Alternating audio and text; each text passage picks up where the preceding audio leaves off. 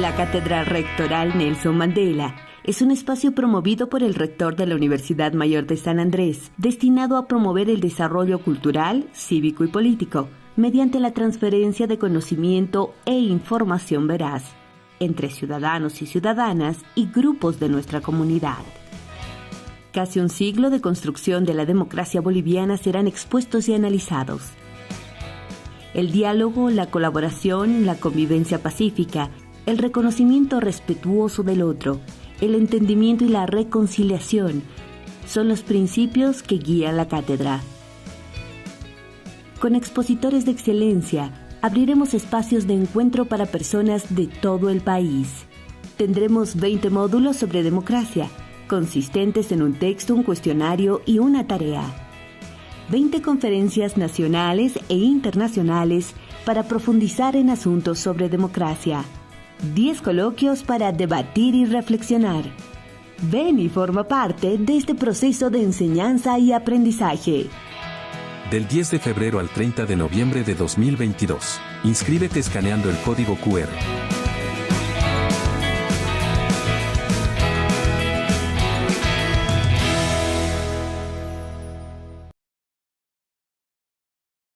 Muy buenas tardes a todos y todas los amigos y las amigas que cada jueves siguen con nosotros este espacio de la Cátedra Rectoral Nelson Mandela de la Universidad Mayor de San Andrés. Como de costumbre, les doy a todos y todas la bienvenida. Hemos estado desde el mes de febrero hasta la fecha de hoy hablando de democracia. Ese es el sentido de este espacio de la universidad. Hemos visto los partidos políticos, nos hemos preguntado qué es la política, hemos hablado sobre ideologías, sobre valores y principios que hacen a la democracia, sobre las instituciones que la conforman y cómo funcionan. Hemos visto también las formas, los diferentes tipos de democracia que se presentan en la política, en la teoría y también en nuestro país. Y ahora estamos en un momento en que analizamos y discutimos sobre el rol de los partidos políticos en la democracia. El anterior jueves, la anterior semana, hemos estado con Marité Segada, que nos ha hecho una presentación teórica sobre el tema, y hoy tenemos dos invitadas especiales. En nombre del rector, Óscar Heredia Vargas, quiero abrir este espacio presentando a la primera invitada, que es Susana Bejarano, que es politóloga, periodista y gestora cultural.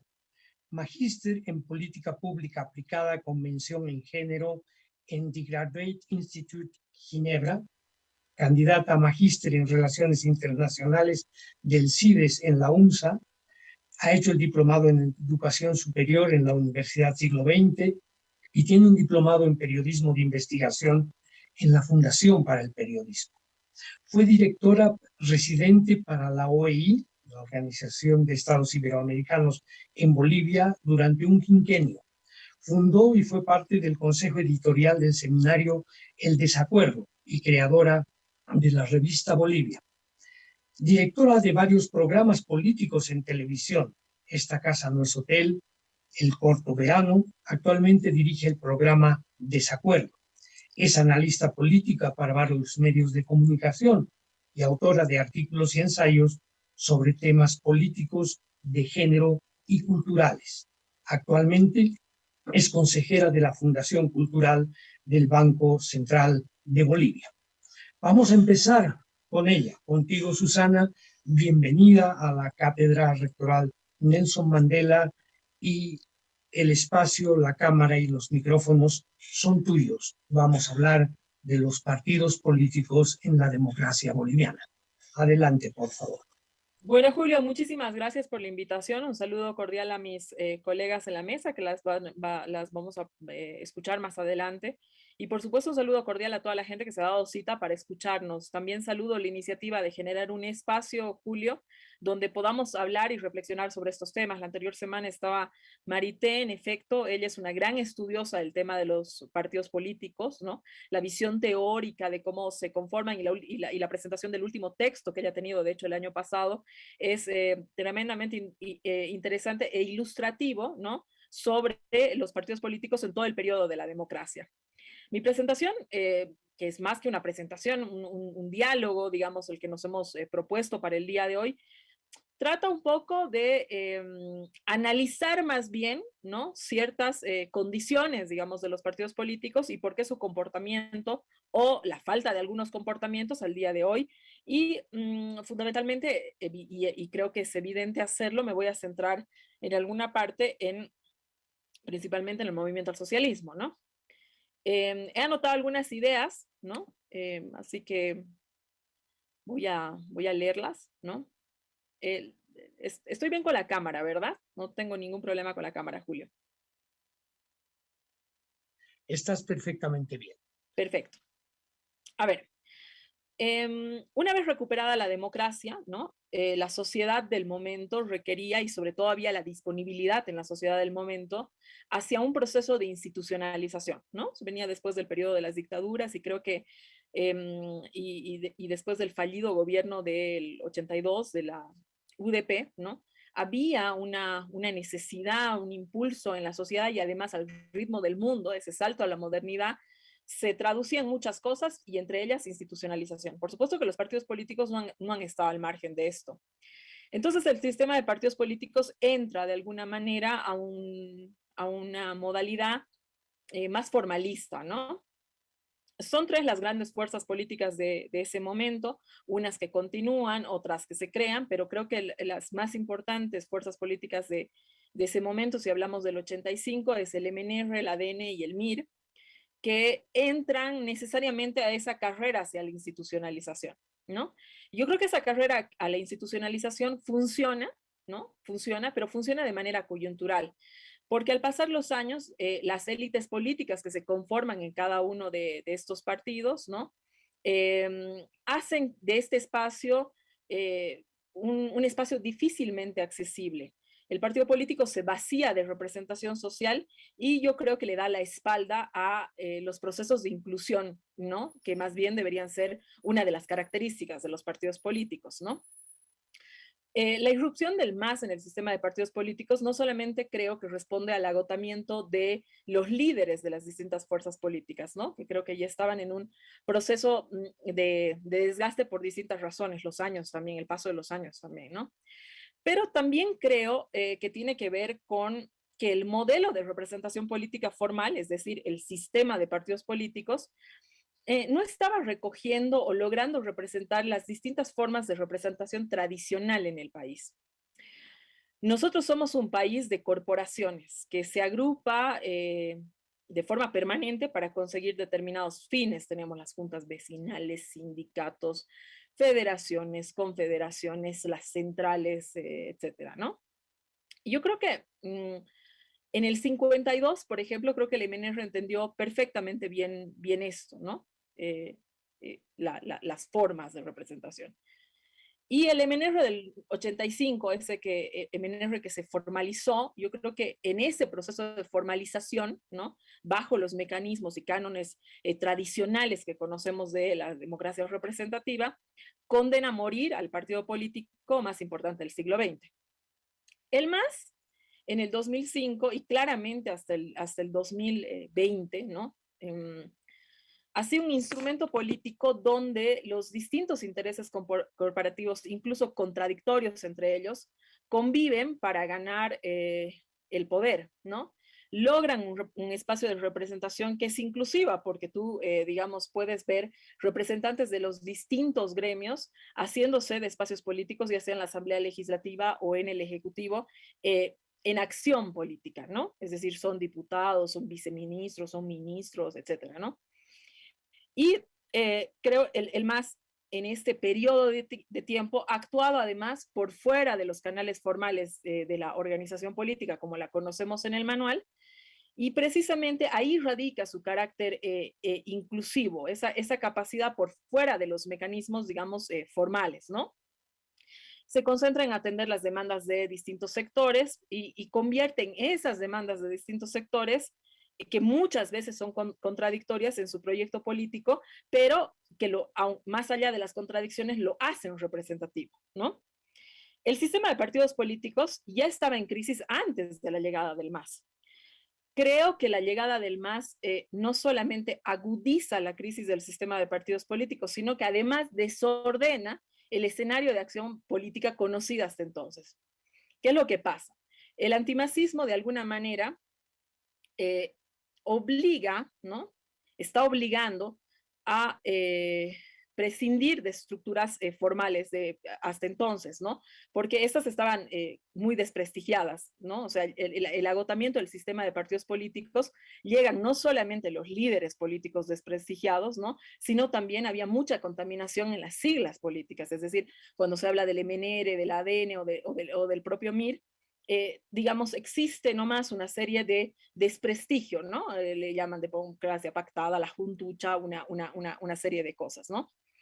Ahora, de alguna manera, los líderes o la militancia de estos partidos políticos, ¿no? Para competir al MAS y ya dada la crisis de los partidos políticos en el 2005, digamos que hacen algo que es alejarse de sus siglas, ¿no? O sea, más bien intentar parecerse más al MAS. Por ejemplo, en el 2005 estaba con Tuto Quiroga Podemos, ¿no? Que es una agrupación ciudadana, que aunque esta agrupación ciudadana luego funciona con ¿qué se llama? Con el motor político del ADN, ¿no? De alguna manera funciona con ese motor político, se llama de otra cosa, porque llamarse, ¿no? MIR, ADN, etcétera, era como de entrada estar digamos, como cometiendo un error, ¿no? Entonces, y los aparatos y los partidos, y digamos, estos líderes usan otras siglas, digamos, aunque los aparatos políticos sean los mismos. Dejo abierta la pregunta si esto ha sido o no un acierto, ¿ya? Eso lo voy a retomar más adelante.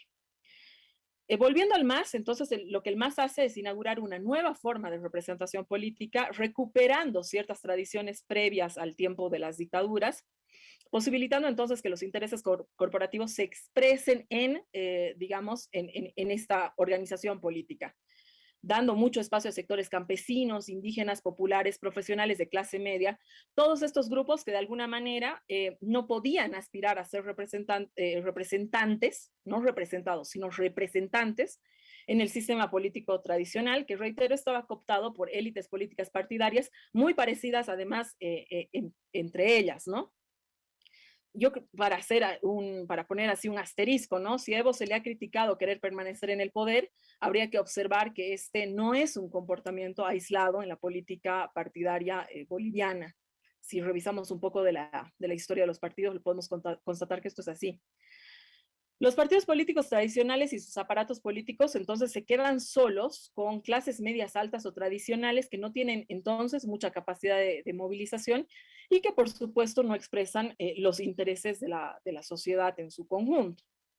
Los partidos políticos antimasistas, digamos en el presente, no han podido ser adversarios del MAS porque se circunscriben a la idea tradicional de las formas de representación. Sus cabezas me parece que no han entendido esto de los intereses corporativos y la necesidad de incluir, ¿no?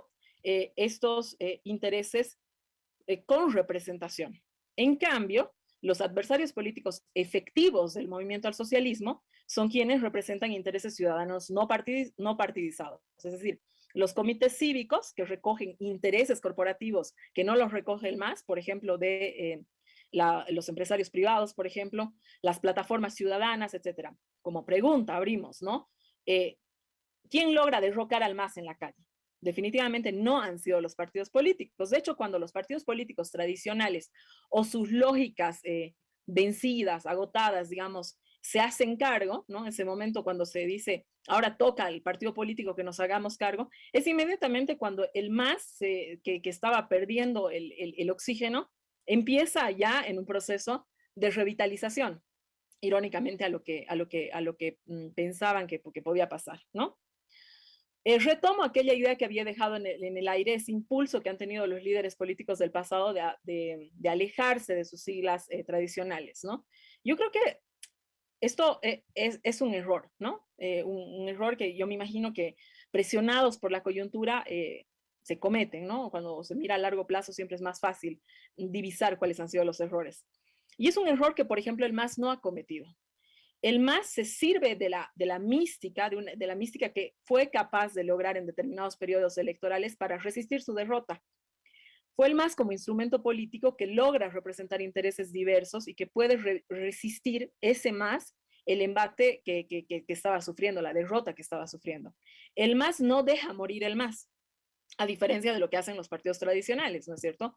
Dignifica el MAS en su campaña, dignifica su sigla política, dignifica el ser masista, ¿no es cierto? A pesar, digamos, de que en un momento de presión eso te podía significar una condena de muchos, en muchos sentidos y que te obligaba, digamos, a pensar que por ahí lo mejor era alejarse del MAS, ¿no? Sin embargo, el MAS recoge su partido político, su instrumento político, no deja que muera, ¿no? Y yo creo que finalmente fue una idea acertada porque no tenían el gobierno y lo que les quedaba y lo que les quedaba como eje articulador finalmente fue el instrumento político que es el MAS. Ahora, dicho todo esto, toca la pregunta, ¿el MAS se institucionalizará, no?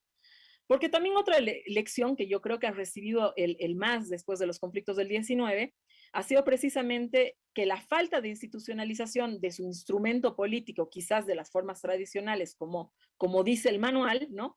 Le ha traído problemas en cuanto a las candidaturas regionales, a las lealtades, etcétera, ¿no? Y por otro lado, ahora mismo hay intereses que se disputan por primera vez por fuera del gobierno y que se disputan dentro del partido, ¿no? A ver, eso no lo sabemos, es una pregunta que evidentemente se deja abierta, ¿no? Pero tampoco sabemos que si se institucionaliza, cuál podría ser su afectación.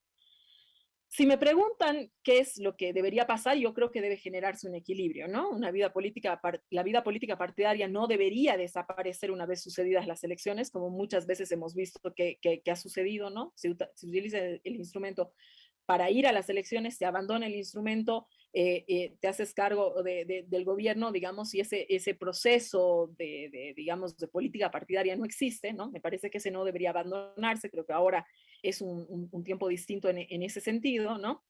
Pero tampoco condenarse a estos vicios de los partidos del pasado, donde las élites políticas se vuelven tan impenetrables que no representan, terminan sin representar a nadie, ¿no? Como le ha pasado finalmente al MNR. Por el lado de la oposición, los partidos políticos no logran despegar, a pesar de que se crean nuevas siglas, se usan las viejas, etcétera, como instrumento de representación de intereses. Son instrumentos de representación de intereses extremadamente coyunturales y demasiadamente fragmentados, ¿no?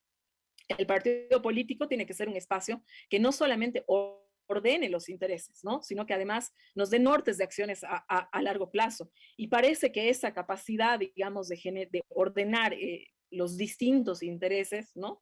Y de darte una visión, una mirada, unos objetivos a largo plazo, parece que hubieran sido chupadas por el MAS, ¿no? Y que la oposición y los partidos políticos de oposición reducen su propuesta a el antimasismo, ¿no? Y mientras el antimasismo sea más duro, de pronto más bruto, se da como la sensación de que se mejora la calidad del partido político cuando sucede exactamente lo contrario, ¿no? Para finalizar, y aprovechando que estamos en un espacio académico, ¿no? Creo que hay que plantearse si realmente la democracia representativa, tal como dicen los manuales, se ajusta a la realidad boliviana. Quizás es un tiempo de que empecemos a replantearnos nuestras formas de representación, que yo creo que son híbridas, ¿no? O sea, no son perfectamente una democracia participativa, tampoco perfectamente alcanzamos a lograr y conseguir una democracia intercultural, ¿no? Entonces, creo que hay que finalmente plantearnos y estudiar más, ¿no? sobre estos partidos corporativos, porque, claro, los partidos corporativos tienen el defecto, ¿no? O en la lectura siempre de la ciencia política, siempre tienen el defecto que solamente responden a unos intereses, sino al interés colectivo, ¿no? Pero de alguna manera me atrevo a pensar y a plantear que esta modalidad de partido es la que expresa nuestros modos tradicionales de representación, ¿no? Quizás la oposición, si logra conformar un bloque que represente intereses que no están siendo representados por el MAS, pueda tener un mejor desempeño, ¿no? O sea, creo que el MAS ha tenido la virtud de que esos intereses corporativos, y reitero que pueden haber resultado contradictorios incluso entre ellos, ha tenido la virtud de darles un lugar dentro de ese gran esquema y ese enorme monstruo que de pronto a veces representa el MAS, ¿no? Es una cosa gigante con cosas contradictorias, qué sé yo, pero ha tenido la virtud de darle un lugar, un espacio, digamos, a cada uno de esos intereses, ¿no? Y de pronto quizás los intereses que han quedado o los que han quedado, digamos, al margen de lo que ha sido capaz o de lo que está siendo capaz de representar al MAS, la oposición los pueda cooptar más o menos bajo estas lógicas. No lo sé, me atrevo a lanzarlo eso como pregunta, ¿no? Porque son, y lo reitero, las oposiciones más efectivas, digamos, contra el MAS, ¿no? O sea, el antimasismo más efectivo no está en los partidos políticos, no, definitivamente no está ahí. Está en las organizaciones políticas que recogen intereses corporativos que no ha logrado recoger el MAS. Digamos, un partido conformado por comités cívicos, una de esas puede tener más éxito que aquellos que están conformados bajo los cánones tradicionales de acción. Ahí me quedo. Muchas gracias, Susana Bejarano, por esta introducción que nos has permitido el día de hoy. Para continuar en este mismo tema, vamos a darle paso a Ana Lucía Velasco, que es politóloga especializada en manejo de conflictos y psicología política. Se desempeñó como docente e investigadora social y fue responsable del proyecto de la Biblioteca del Bicentenario de Bolivia. Tiene una maestría en manejo de conflictos interculturales por la Alice Salomon Hochschule en Berlín, en Alemania, y otra maestría en estudios culturales comparados por la Ohio State University en Estados Unidos. Es ex becaria Fulbright, actualmente coordinadora del proyecto de despolitización política llevado adelante por la FES y la CAS, es decir, la Friedrich Ebert Foundation y la Konrad Adenauer, creo que se pronuncia así. Ana Lucía Velasco, te toca el turno. Es tuya la palabra. Adelante, por favor. Estás... Ahora sí, ¿se me escucha bien? Ahora. Bueno, muchísimas gracias, buenas noches a todos. Muchísimas gracias por la presentación, querido Julio, y también gracias a Susana por las primeras ideas que has lanzado, que a mí me han despertado un montón de cosas que me van a servir ahora para tomar la palabra. Voy a partir de lo que decía Susana, con lo que estoy muy de acuerdo, que es la diferencia entre Bolivia en papeles y Bolivia en la vida real, ¿no? En papeles seguimos, ya sea por nuestras normas, la Constitución, el régimen electoral y demás, somos una democracia liberal representativa, ¿no? Eso es lo que oficialmente cuenta, digamos. Pero en la realidad somos un país, nuestra cultura política es mucho más corporativa. A mí me gusta hacer la comparación aquí entre, o hacer esta analogía entre el software y el hardware, ¿no? En tecnología sabemos que el hardware son, digamos, estos aparatos que tenemos, nuestros celulares o las computadoras, bueno, son del aparato físico y que obviamente cambian con un poquito más de lentitud, porque bueno, comprarse una computadora uno no se lo compra cada mes, ¿no? Digamos, tiene un periodo de tiempo un poquito más amplio para cambiar, mientras que el software que vendrían a ser, digamos, las apps o los programas que utilizamos para que corra este hardware, se actualizan más seguido, ¿no? A ustedes les debe pasar que en su celular cada vez le dicen, hay que actualizar tal app, o hay que actualizar el sistema operativo. Las actualizaciones son más rápidas.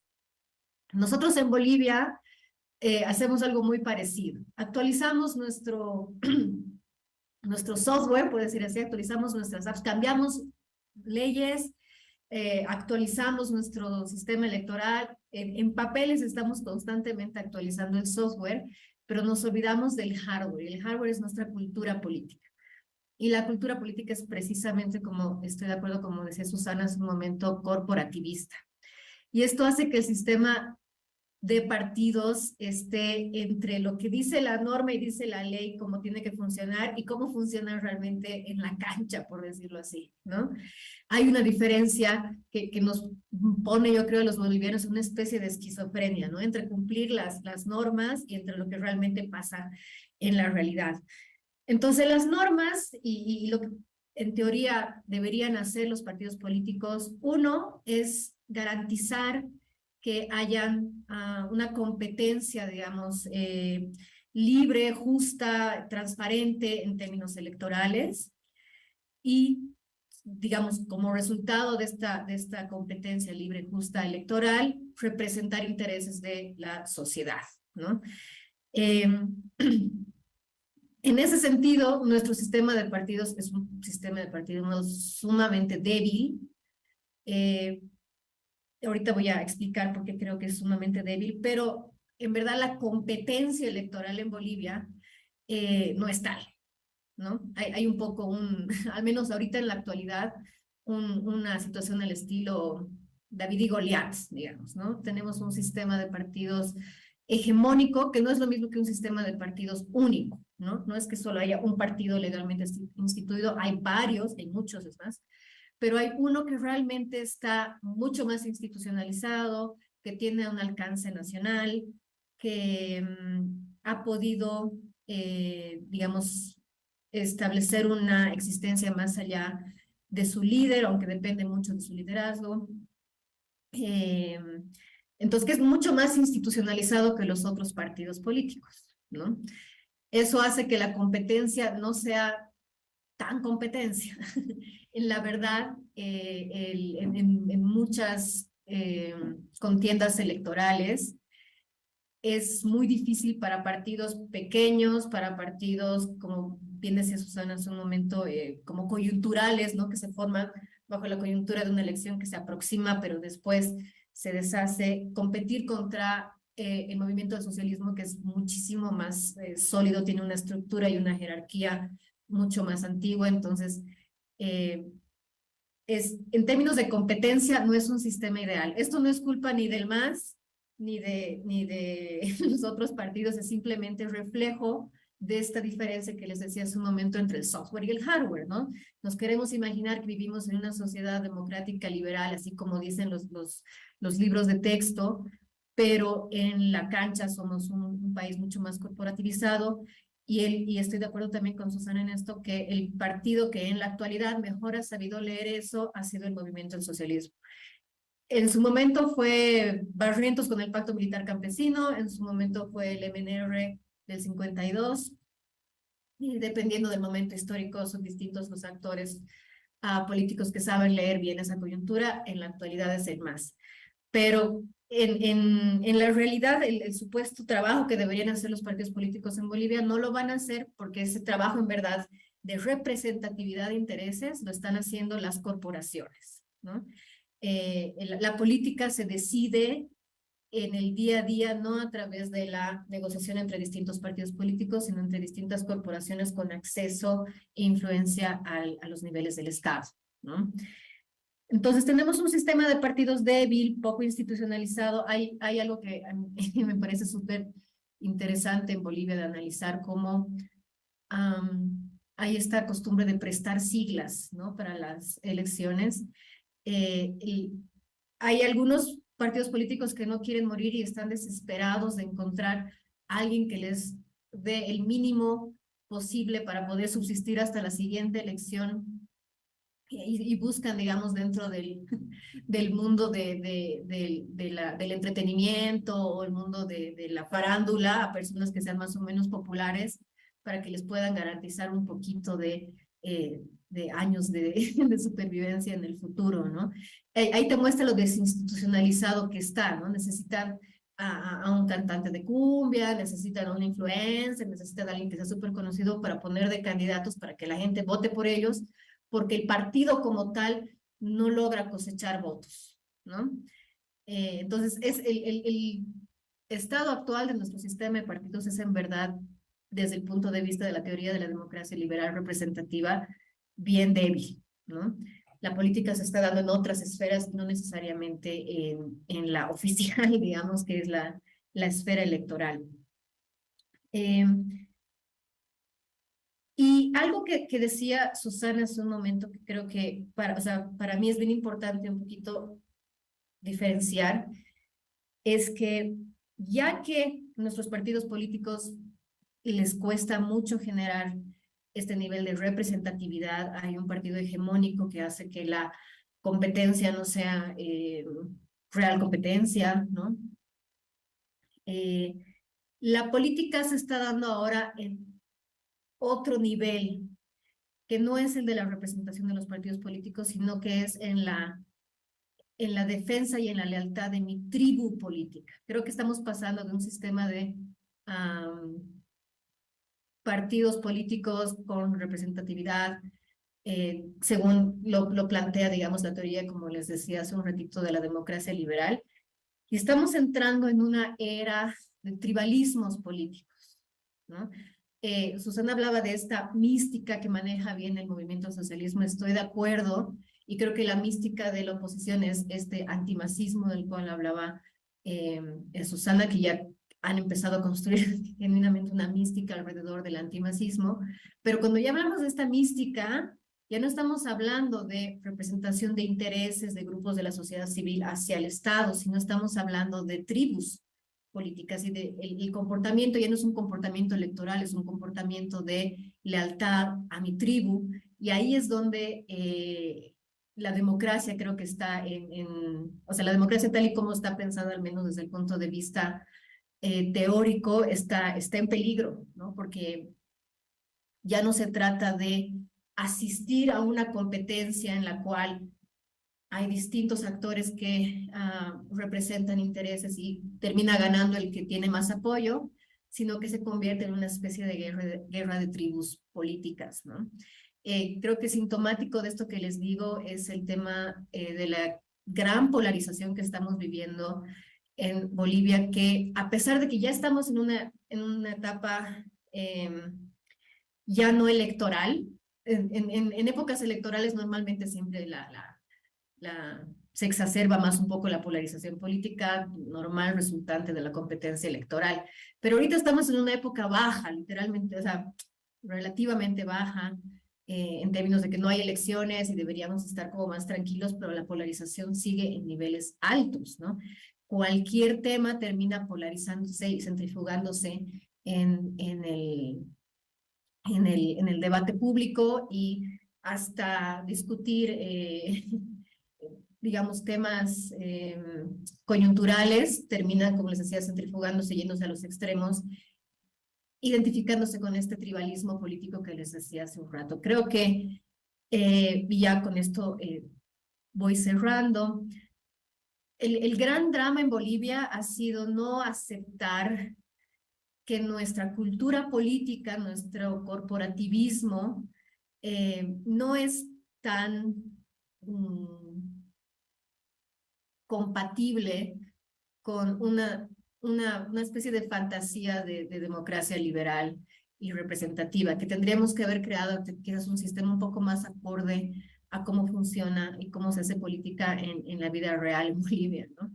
Y el haber tenido, como les decía al principio, esta esquizofrenia entre lo que dice los papeles y lo que dicen las normas y las leyes que debemos hacer versus lo que realmente se hace en la vida real, ha llevado a que nuestro sistema de partidos sea sumamente débil, ¿no? Lo ideal sería en este caso intentar construir un marco normativo que entienda este corporativismo político, a la vez que pueda normarlo de alguna forma sin que se convierta o sin que degenere en algo que muy fácilmente degenera el corporativismo, que es en el clientelismo, en el nepotismo, en la formación de camarillas, que es como uno de los grandes peligros del corporativismo, ¿no? El corporativismo es una forma de representar intereses eh, así tan normal como es la misma democracia liberal, pero sí siempre tiende a degenerar en estas formas, ¿no? En el nepotismo, en el clientelismo. Entonces, si hubiera como un marco normativo que sea un poco más realista con la situación boliviana, quizás nuestro sistema de partidos sería un poco más sano.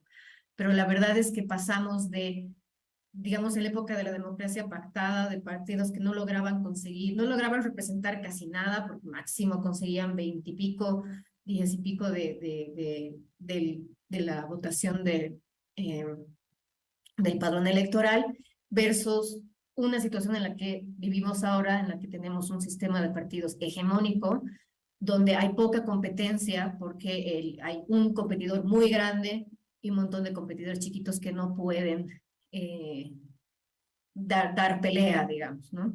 Y ahora sí, prometo que con esto cierro. Susana dijo algo que me pareció súper interesante y digamos, que vale la pena pensar, ¿cómo sería un partido político basado en comités cívicos, por ejemplo, que son un poquito más eficaces para generar representatividad a este nivel, como hablábamos, más corporativo?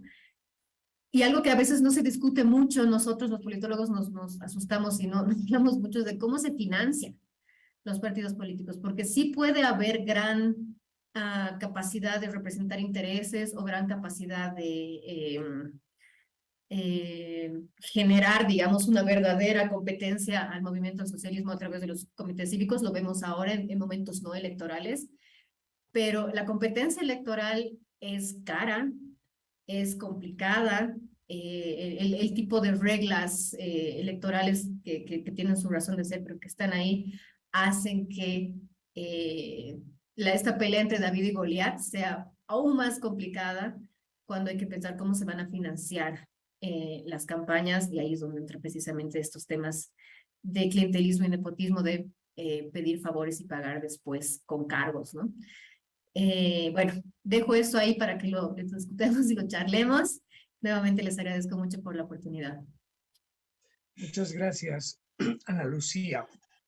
Yo voy a hacer un comentario sobre ambas intervenciones.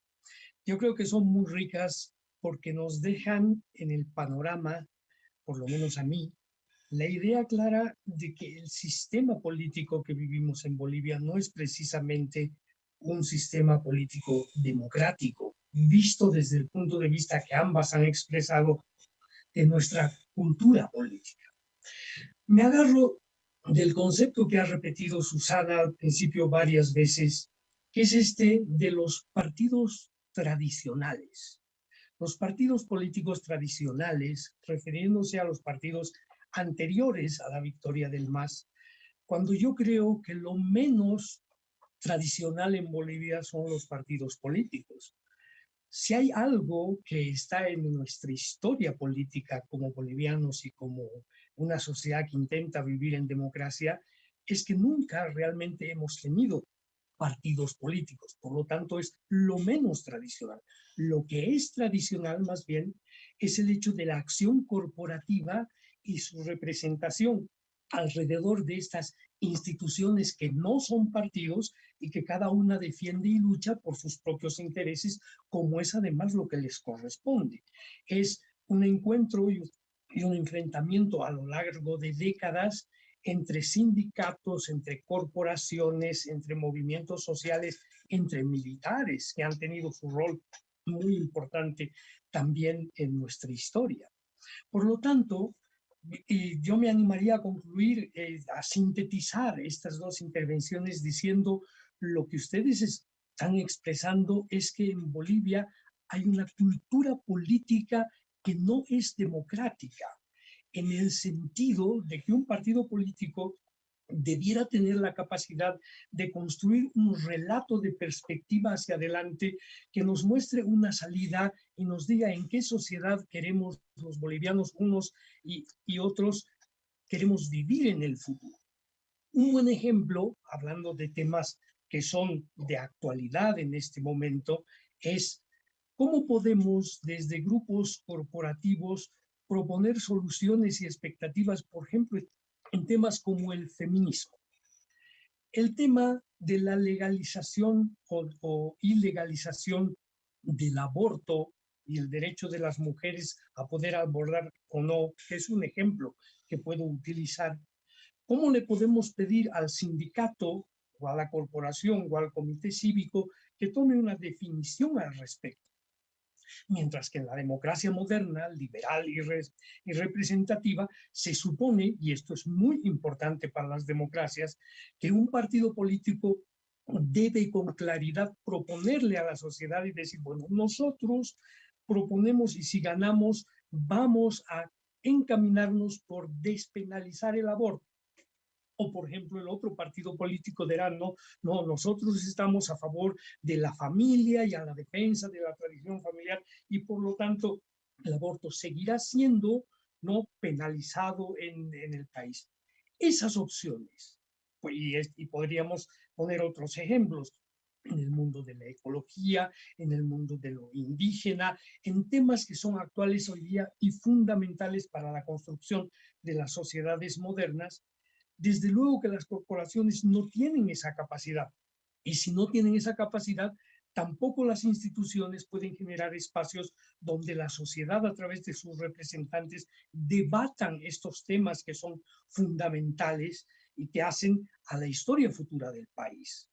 Entonces, yo me animaría a decir, como colofón de la charla que estamos teniendo y a modo de provocación, de que lo que ustedes están mostrando y finalmente defendiendo, porque dicen hay que adecuar nuestro sistema jurídico, nuestro sistema de organización política a la cultura tradicional, esta sí tradicional, que es de no partidos, sino más bien de corporaciones, para poder seguir adelante.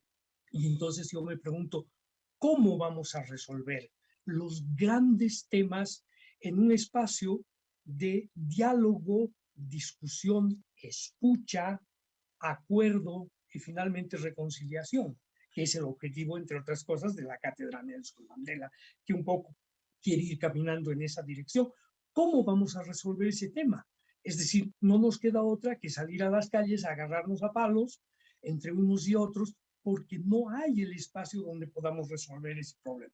Esto como provocación. A ver, adelante, Susana, por favor, con lo tuyo, si es al respecto o quieres también sobre lo que ha dicho Ana Lucía y demás, ¿no? A ver, es que yo creo que la realidad hay que mirarla desde donde es y no desde donde uno quisiera que sea, ¿no? Esa cuestión de mirar la realidad siempre a partir del deseo o del manual que te han traído y que debería ser lo mejor, digamos, y no mirar las cosas como suceden, ¿no es cierto? Es precisamente luego lo que nos lleva a un montón de frustraciones.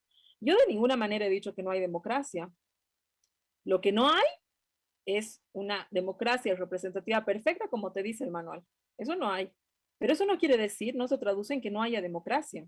El momento que uno interpreta, ¿no? Que si un sindicato, aunque tenga intereses, una junta vecinal, una central, etcétera, etcétera, es incapaz de tener agencia política, ¿no? Porque si uno la interpreta de esa manera, entonces le niego la agencia política, le niego la capacidad al interior de discutir precisamente sobre intereses que puedan diferir a los míos o a los de mi organización, es que ahí estoy cometiendo un error de manual, ¿no? Es decir, negarle la agencia política a un grupo gigante que por supuesto es agente político, ¿no? O sea, yo creo que es lo primero, es decir, la realidad perfecta sobre una democracia representativa en Bolivia no existe, es que no existe. Y entonces, sobre lo que existe, ¿no? Yo creo que hay que actuar sobre lo que existe, porque yo también quisiera, digamos, que los partidos políticos, uno se inscriba, pase clases sobre liderazgo, sobre cómo son las... Por favor, o sea, ese tipo de cosas, por ejemplo, formación, capacitación, qué sé yo, sucede no en los partidos políticos como debería ser, sucede en los sindicatos, formaciones de líderes y todas esas cuestiones. Es que hay que leer las prácticas desde donde existen. Y yo creo que el hecho de que no sea una democracia representativa perfecta, como dice el manual, de ninguna manera, y es que lo reitero, de ninguna manera, quiere decir que eso no sea democrático, ¿sí? Lo que pasa es que yo creo que hay que entender que son de otras maneras, y las leyes y el pensar el país y el reflexionar precisamente sobre estos puntos más macro que tú señalas, que de pronto son transversales a toda la sociedad y no a un gremio, pasa también por no negarle la agencia política a los gremios. Y yo creo que el MAS es lo que ha hecho, ¿no? Y yo creo que, digamos, es precisamente esa confluir distintas organizaciones políticas, y lo he dicho en mi exposición, con diferentes intereses, incluso intereses peleados entre ellos, y proponerte una agenda de acción política, es que el MAS lo ha hecho. Y creo que ha tenido una lectura más correcta de cómo funcionan los modelos de representación que otros que se han apegado más a lo que nos dicen los textos sobre la democracia representativa y que luego finalmente, ¿no es cierto?, aunque haya habido muy buena intención y todo lo que vos quieras, tienen las filas completamente adelgazadas y no logran tampoco generar procesos de discusión de estas variables que tú has planteado, pero pueden ser muchísimas más, ¿no? Para entregarle al país un país a largo plazo. Lo decía bien Ana, la mística hoy día, ¿no es cierto?, y que nos genera comportamientos tribales y que, etcétera, está en el antimasismo solo por antimasismo. Yo no soy antimasista y el día que salí hice esto contra el MAS o declaré esto, fui. Es decir, eso no es un proyecto de país, no lo es, ¿no? Ahora, yo creo que, ¿no? Si nosotros nos apegamos más bien más a una lectura de la realidad del país, ¿no? Quizás generando modificaciones a la norma que se parezca más, para no derivar en lo que señala Ana, en cuestiones clientelares, en nepotismo, porque no ha habido que pertenecer a una corporación para derivar en situaciones clientelares, perdón, o nepotismo en el país, ¿no? Es decir, parte de lo que se conoce como partidos tradicionales, porque así se los conoce, Julio, es decir, tú puedes revisar en toda la bibliografía del país, cuando tú hablas de la democracia pactada, se les llama partidos tradicionales, ¿no es cierto? Precisamente unas de las mayores críticas a los partidos tradicionales han sido los ejercicios de cuestiones clientelares, el nepotismo. Uno de las mayores y grandes críticas, el periodo que no estuvo el MAS hace poco en el gobierno de Yanine Áñez, fue precisamente las redes familiares que estaban gobernando, ¿no es cierto? Entonces yo creo que esto no es solo vicio de la corporación, ¿no? Entonces yo creo que ahí el adecuar una normativa, el pensar, digamos, desde la politología, en reflexionar un modelo, ¿no?, que se parezca más a nuestra realidad, es un reto, ¿no? Y aquí una maravilla, porque estamos en un espacio académico. Yo creo que las cosas y el escenario está dado, ¿no? O sea, ¿por qué no empezamos a pensar en una cosa que se parezca más a lo que nosotros hacemos en la realidad que la aspiración y luego posterior frustración de lo que dice el manual, que no lo podemos hacer, que no se hace? Gracias, Susana. Ana Lucía, por favor. Enganchando justo con lo que acaba de decir Susana, algo que me parece clave, que en teoría política es algo que está bastante aceptado, es que la democracia es un ideal, no es un mandato, ¿no? No es como que la única forma, este es un ideal en el que se supone que es la mejor forma de administrar políticamente los estados, pero cada país ve cuál es su ruta histórica, cultural, precisa para llegar a ese ideal democrático. Y cuando vemos en el mundo, hay un sinfín de distintas formas de sistemas políticos que se han adaptado al ideal de la democracia, digamos, en general, ¿no? Creo que un poquito el drama boliviano siempre ha sido que hemos imitado otros modelos y no hemos creado uno propio. Eso es algo que siempre se ve en Bolivia, ¿no? Que hemos intentado imitar a los franceses o imitar a Estados Unidos, los ejemplos más cercanos, pero que no hemos como leído mucho en nuestra realidad. Pero en ese sentido, yo no diré que es una cuestión solo boliviana. La democracia en general es un ideal y no creo que en ningún país del mundo se cumpla como dice el manual, como dice Susana, ¿no? Entonces tampoco es algo que debería como sorprendernos demasiado. Además hay que acordarnos que de verdad nuestra democracia sigue siendo bastante joven. Es una generación que ha vivido exclusivamente en democracia, ¿no? Las dictaduras todavía están bastante cercanas y frescas en la memoria de muchas personas, y de hecho tenemos mucha más experiencia como país en dictaduras que en democracia, ¿no? Entonces, sé que desespera para las personas que tenemos que vivir con esto, pero en general si comparamos procesos con otros países, todavía nuestra democracia es joven, entonces digamos que estamos trabajando en ello y creo que es normal. Algo que, un dato que para mí es bien interesante sacar en este tema del corporativismo es que incluso los regímenes militares tenían que tenían que utilizar la estrategia del corporativismo para sobrevivir. Los militares en Bolivia nunca pudieron, los militares exitosos fueron aquellos que usaron estrategias corporativistas. Aquellos que solamente se han apoyado en la fuerza bruta duraron un poco.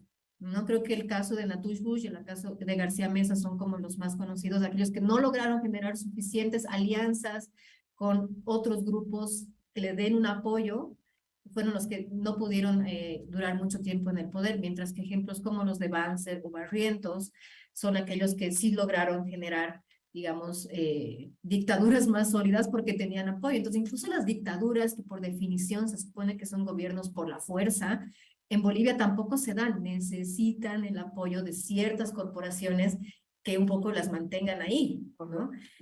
Entonces, sumado a esto, sumado a que la democracia es joven, sumado a que el corporativismo no es algo que solamente ha funcionado en democracia, sino también en época de dictaduras, y sumado a que nuestra teoría política, digamos, tradicional, no ha sido pues pensada para épocas de redes sociales, ¿no? O sea, de por sí, además, nuestra coyuntura actual es peculiarmente más, tiene más retos que la teoría tradicional no ha pensado mucho.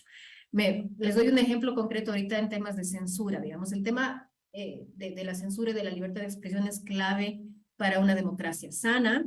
Entonces siempre se ha pensado que hay que garantizar el derecho a la libre expresión. Yuval Noah Harari tiene una cita súper interesante que dice, en el siglo XX la censura consistía en callar ciertas voces disidentes para que solamente exista una voz dominante o reinante. En el siglo XXI la censura consiste en inundar a las personas de tanta información que ya no puedan distinguir cuál es la información relevante y cuál no es la información relevante, ¿no? Tenemos esta infodemia que se ha hablado un montón en la época de la pandemia, en la cual ya no tenemos capacidad, por mucho de que, tengamos maestrías, doctorados y todo, es tan difícil administrar cognitivamente tanta información que la mejor forma de censurar a otras voces a veces es llenando de bots y de trolls y de teorías de la conspiración y un montón de información que genera mucha mejor censura que la que podrías generar callando a alguien, ¿no? Entonces, por ejemplo, ese es un reto de la política del siglo XXI que la teoría tradicional de la democracia liberal y representativa, digamos, del siglo XIX, obviamente no ha podido prever, ¿no? Entonces, entre que nuestra democracia es nueva, entre que tenemos una cultura política distinta a la cual está prevista en los manuales, y entre que en la época actual hay retos que tampoco están previstos en estos manuales, es de suma urgencia, de verdad, sentarnos a pensar cuál va a ser el modelo en el sistema de partidos de Bolivia, que en Bolivia podría funcionar mejor, ¿no? Y con esto termino rápido. Hay muchas cosas que hacen que el sistema electoral boliviano sea súper peculiar, que el hecho de que el voto sea obligatorio también cambia las reglas del juego totalmente. Hay que sentarse a pensar qué tanto las reglas del juego, como les decía, el software y el hardware están digamos, en sintonía. Es como si quisiéramos ver un VHS en mi celular, digamos, ¿no veo? O sea, no se puede porque están como en dos niveles distintos. Sí, Ana Lucía, yo voy a invitar a las personas que participan en la cátedra rectoral Nelson Mandela, que tenemos, entre otras cosas, 1.900 inscritos, de los cuales están cursando permanentemente alrededor de 500, un poquito menos, ¿no? El resto se ha ido alejando, pero el que esté inscrito y que recibe la información, a que vean este trabajo que el día de hoy hemos realizado y que escuchen con atención las exposiciones, porque estando de acuerdo en que la democracia boliviana es joven y además que tiene estas características que más bien es corporativa que propiamente política en términos partidarios, ¿no? Queda flotando en el ambiente esta idea que otro participante hace algún tiempo decía y que lo voy a repetir como ejemplo para saber qué es lo que estamos. Había una persona que decía, bueno, si a mí me sirven un plato paceño, yo sé lo que tiene un plato paceño. Tiene choclo, tiene haba, tiene papa y tiene queso, ¿no? Bueno, pues podemos agarrar y decir, bueno, ya le pondremos un asado. Ya resulta que sigue siendo un plato paceño, pero con asado. Pero si vienes y dices, no, ¿sabes qué? Le sacaremos las habas porque no va muy bien con el asado y le sacas las habas, ¿no? Ya tenemos una cosa distinta. Y viene otro y dice, no, pero ¿sabes qué? En vez de las habas le pondremos quinoa, ¿no? Y así seguimos hacia adelante. De pronto lo que nos estamos comiendo, aunque digamos que es un plato paceño, ya no es un plato paceño. Nos estamos comiendo un sirpancho con el nombre de plato paceño, decía esta persona que puso este ejemplo. Y yo lo vuelvo a repetir en el sentido que de repente estamos llamando esto de que estamos viviendo una democracia y lo que estamos viviendo realmente no es una democracia en sentido del manual, porque yo no conozco otro sentido de la democracia. O sea, para la democracia es la democracia, viene, como tú, Ana Lucía, decías, esto es nuevo, pero la democracia no es nueva, tiene siglos de historia. Y por lo tanto, esos siglos han conformado algo que va más allá del manual, que es la democracia como realmente la conocemos en los países que la han construido en su seno y que han tardado siglos en construir. Entonces, creo que esta noche hemos puesto sobre el tapete y queda en el material de estudio para escuchar y reflexionar esta idea de que si lo corporativo, si la cultura y aquellas cosas que nosotros practicamos en el sistema político boliviano realmente merece o no ser llamado democracia, que es una aspiración humana, general, social, moderna, de las clases medias, urbanas, que está ahí y a ver hasta dónde y qué cosa tenemos que hacer para alcanzarla, o en nombre de partir de la realidad, quedarnos en conservarla. Porque finalmente, yo con esto termino, no, porque finalmente al final de los finales, la política también está para transformar la realidad, para cambiarla, no para que quedarnos zapateando en el mismo sitio a pesar de reconocer que estamos cometiendo errores lejanos a las aspiraciones que podríamos tener quienes vivimos en Bolivia. Para cerrar, les voy a dejar un par de minutos a cada una. Para completar esto, no hay muchas preguntas en el YouTube el día de hoy. Y entonces, Susana y luego Ana Lucía, por favor, antes de terminar este exquisito diálogo que hemos tenido esta noche. Bueno, primero, Julio, agradecerte realmente el espacio, agradecerle a Ana, que siempre es bien interesante escucharla. La verdad que me gusta mucho escucharte, Anita. Y creo que es muy, muy interesante, siempre llena de ideas interesantes.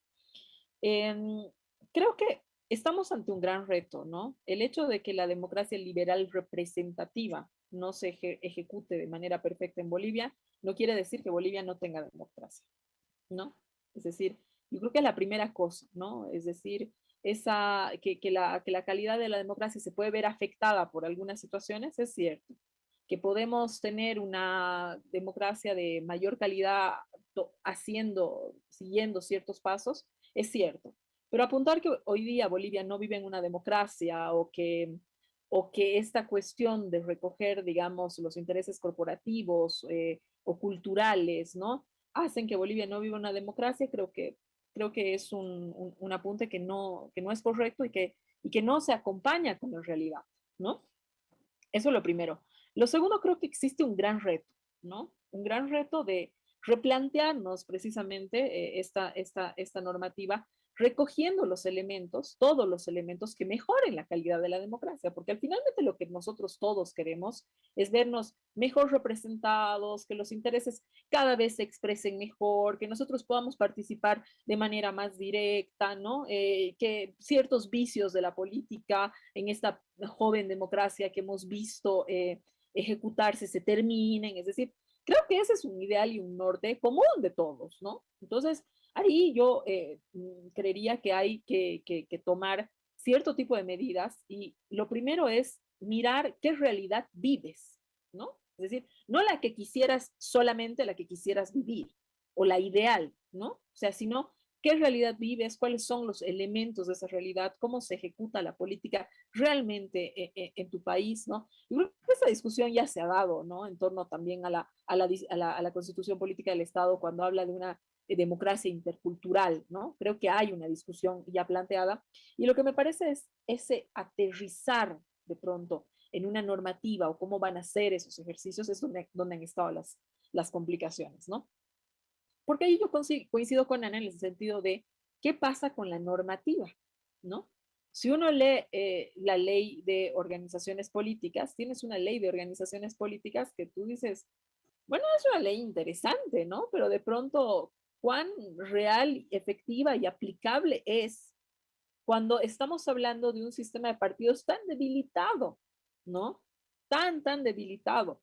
Luego, una ley súper estricta, realmente muy rigurosa, sobre todo en temas de procesos electorales en cuanto a campañas que se emiten en medios tradicionales, dígase televisión, radio, y cuando estás en un momento donde las redes sociales, digamos, tienen la virtud de ser lo que son, así como los problemas de ser lo que son, ¿no es cierto? Y una ley electoral que es incapaz de hacer una lectura de esta plataforma, que es también una plataforma de acción política, ¿no? Entonces, ahí yo creo que existen varios retos, ¿no? Y para concluir, Julio, aprovecho nuevamente que estoy en un espacio académico, como es esta cátedra, ¿no? De dejarnos el reto de empezar a debatir un modelo, ¿no? En los marcos generales, por supuesto, de la democracia, que se adecue más a nuestra realidad nacional, ¿no? Yo creo que esa es una tarea de la que no deberían escapar las universidades y tampoco los intelectuales. Gracias, Susana. Ana Lucía, por favor, tu última intervención en este espacio. Me ha gustado mucho, Julio, el ejemplo del falso silpancho que has dado hace un ratito. Y estaba queriendo como recordar quizás alguna definición interesante que nos ayude a volver a que, ok, no por tanto decir que la democracia tiene que cambiar, estamos hablando de otra cosa que me parece súper válido lo que decías con tu ejemplo. Y aquí hay una definición de Karl Popper que a mí siempre me ha gustado mucho en cuanto a aterrizar, que no es así súper académica, sino que es como muy clarita, que dice, solo hay dos formas de gobierno, ¿no? Aquellas en las que es posible deshacerse del gobierno sin derramamiento de sangre y aquellas en las que eso no es posible. Cuando te puedes deshacer de un gobierno sin derramamiento de sangre, entonces vives en una democracia, ¿no? Si las personas se pueden poner de acuerdo de forma pacífica para intercambiar, digamos, los distintos liderazgos del gobierno, entonces podemos hablar de una democracia. Pero si para cambiar o para existir, digamos, en una sociedad necesitas derramar sangre, entonces no vives en democracia, ¿no? Y ahí quiero volver a enganchar con lo que decía al principio yo con este tema del tribalismo, que es lo que a mí me preocupa. Yo creo, estoy de acuerdo con Susana que no es que no vivamos en democracia, pero sí creo que nuestra democracia es bastante débil justamente en este tema de que cada vez que entramos en una crisis hay que derramar sangre, y los que derraman sangre siempre son algunos, no son todos, para poder hacer estos cambios de gobierno. Entonces ahí te das cuenta que nuestra democracia realmente no está funcionando tan bien. Y retomo este tema que yo les hablaba hace un momento del tribalismo, que creo que es lo que a mí en particular, digamos, me genera más preocupación del estado de salud, digamos, de nuestra democracia, ¿no? En una democracia, digamos, relativamente sana, se deberían poder discutir algunas cosas sin derramamiento de sangre, y en todo caso podrías ver al otro como un contrincante, ¿no? Si el otro gana, dices, bueno, perfecto, entiendo, perdí, a ver, veré qué puedo hacer para ganar la siguiente, ¿no? Eso es un momento, digamos, de democracia relativamente sana, pero en la que creo que estamos viviendo, que es más tribal, el otro no es un contrincante, es mi enemigo, ¿no? Y si el otro gana y yo pierdo, no es un tema de, ay, qué macana, voy a volver a intentar la siguiente elección, sino es una amenaza existencial que el otro gane y que yo pierda, ¿no? Y creo que estamos en esa situación en la cual no es que me dé pena que haya perdido mi equipo, digamos, sino que siento que no hay futuro para mí en este país si es que no gana mi tribu, si es que mi tribu no es la que está, digamos, en el poder, ¿no?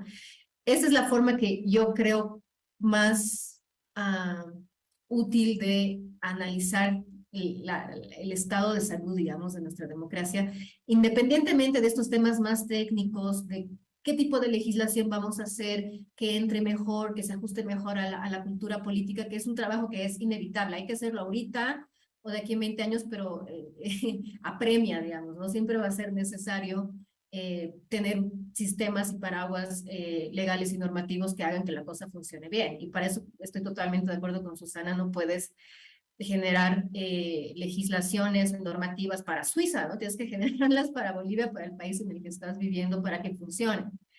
Pero cuando ya hablamos de la democracia, más allá, digamos, de sus quehaceres normativos y hablamos de lo que es vivir en democracia, creo que es súper importante esto. Cuando podamos resolver nuestras diferencias sin derramar sangre y dejemos de ver al otro como un enemigo existencial y a mi tribu como la única que puede existir en el país, creo que vamos a poder hablar de una democracia un poco más sana, mientras la existencia del otro siga siendo una amenaza existencial a mi propia existencia, creo que estamos retrocediendo mucho más que avanzando.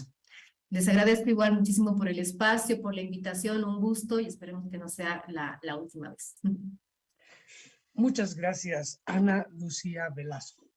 Muchas gracias, Susana Bejarano. Han sido hoy nuestras invitadas en este otro jueves de la Cátedra Rectoral Nelson Mandela de la Universidad Mayor de San Andrés. Agradecer también al equipo de Reencontrarnos, sin el cual no podríamos hacer este trabajo. A quienes desde Bogotá en esta ocasión han administrado técnicamente esta transmisión, un gran saludo y un especial agradecimiento. Estaremos el próximo jueves. Nuevamente continuaremos hablando sobre partidos políticos en democracia, que es un tema apasionante y que está en el centro mismo de la discusión de cómo lo estamos haciendo los bolivianos en la política. Muchas gracias a todos y todas. Muy buenas noches.